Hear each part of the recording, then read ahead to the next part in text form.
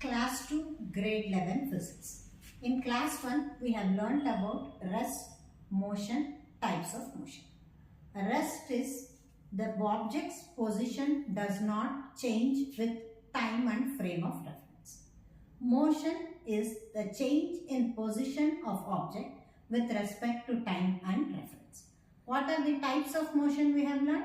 Straight line motion, rotational or circular motion, and vibrational motion. In this section, we will be dealing in detail with straight line motion. Straight line motion.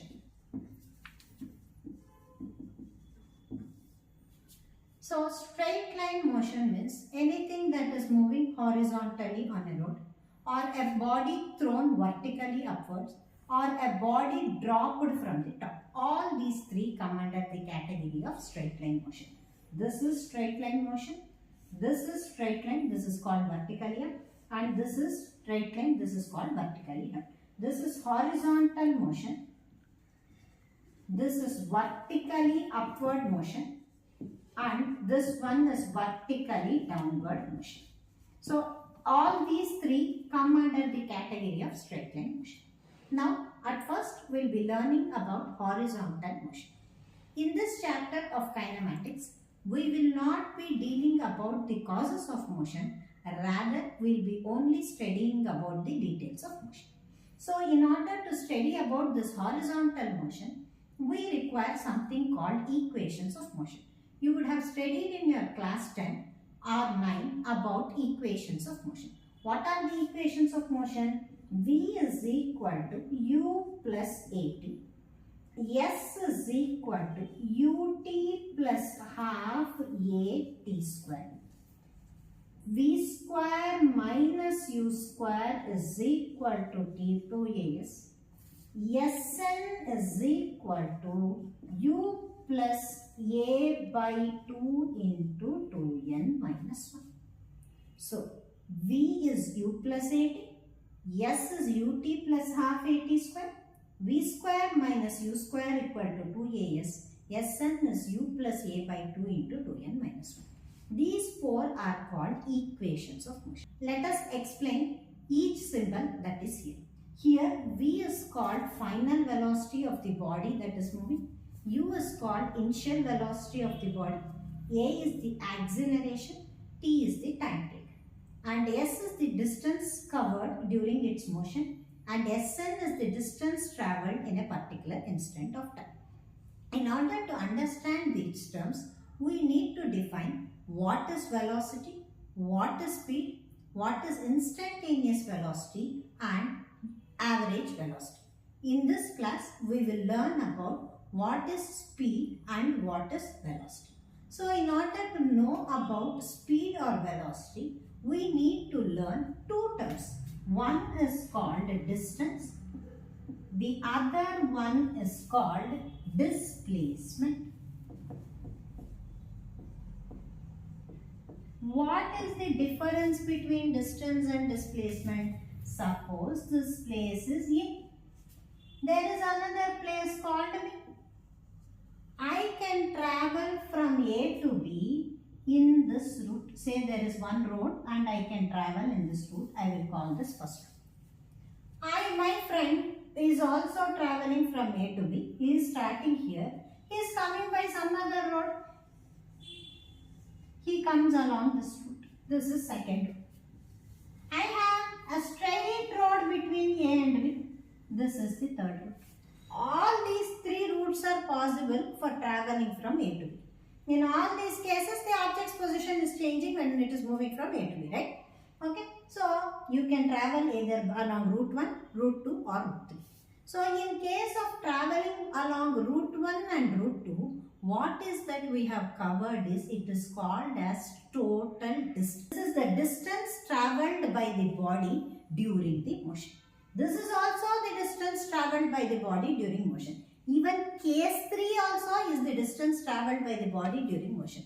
But this case 3 distance is the shortest distance between point A and B. This shortest distance between any 2 points is called displacement. So if you have 10 routes possible between A and B, only one route will be the shortest and that one is alone called displacement, and remaining 9 routes or 9 paths are called as distances. So distance is the total path covered during travel between A and B.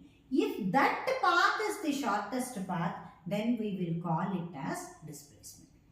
Here we need to remember there are 2 types of quantities. One is a scalar physical quantity and the second one is a vector physical quantity. What is a scalar physical quantity? A physical quantity which can be represented only using magnitude is a scalar physical quantity. And what is a vector physical quantity? One which is represented using magnitude, direction and which obeys laws of vector addition is called as a vector quantity. So, of the two, distance happens to be a scalar quantity and displacement happens to be a vector quantity. We will try to explain this in a better way. Distance. What is distance?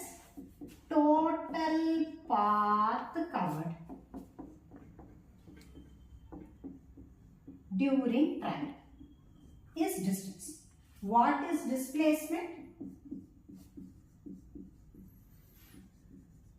Shortest path between 2 points is called displacement. Here, remember what kind of a quantity is distance? Distance is a scalar quantity. It has only magnitude. What kind of quantity is displacement? It is a vector quantity. It has got both magnitude and direction. So, whenever I say displacement between 2 points, I need to specify in which direction it is moving between the 2 points. So, it has magnitude which is shortest and it will also have a direction that you need to indicate while talking about displacement. While explaining distance and displacement, units are also important. The SI unit of distance is meter and displacement is also meter. Here the units will not change, only the type of physical quantity is changing, whether it is scalar or vector quantity. Now I have a very simple question for you. I am starting here at point A. I will be reaching point B, right? Okay. So I am traveling from A to B along this route. And after some time I start from B and reach back to A. Let us suppose the distance or the route that I have taken between A to B is 20 meters. Now, can you calculate what is the distance and what is the displacement? Let's try. Have you tried it? Okay. Look here. The distance is the total path. What is the total path? Going from this side and coming back this side. So, what is the total path? It is 20 plus 20. So, the distance is equal to 20 plus 20 meter, which is equal to 40 meter. Now, the question comes, what is the displacement? The body has started at A, it went to B and it again came back to A.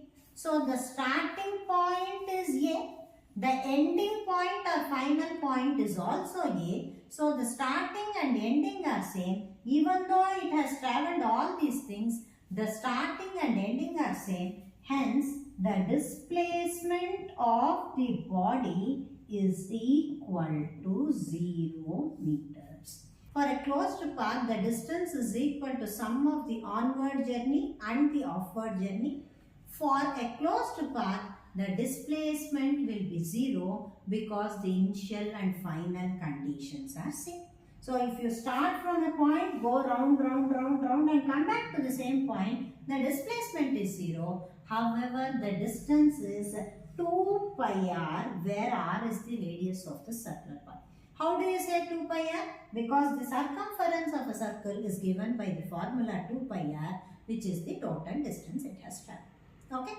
Now, we will try to detailedly understand about the concept of speed and velocity. There are two words, again I am repeating, speed and velocity. What is speed?